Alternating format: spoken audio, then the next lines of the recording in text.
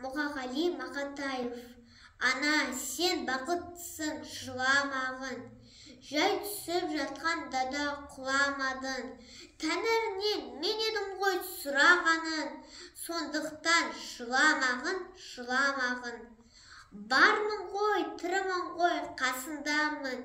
Өлмеймін мен өзіңдей асылданмын. Таусылып өз-өзінен шашылмағын. Байырғай берекемді қашырмағын. Мен сені қанықпын ғой көз жасына. Өзім кепіл тот басып тозбасыма. 2 жыр жазсам саған бірін арнап, ана деп жаздым ылғи сөз басына.